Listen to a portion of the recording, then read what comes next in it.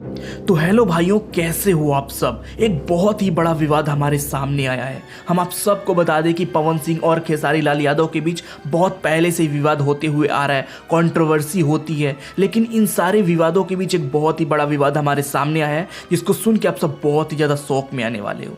हम आप सबको बता दें कि काजल राघवानी को आप सब बहुत ही अच्छी तरीके से जानते होंगे।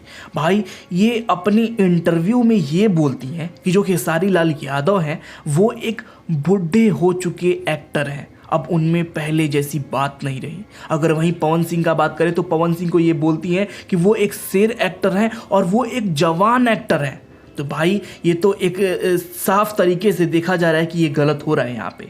अब आप मुझे कमेंट बॉक्स में ये बताइए कि क्या सच में खेसारी लाल यादव एक बूढ़े हो चुके एक्टर हैं और पवन सिंह एक जवान एक्टर हैं।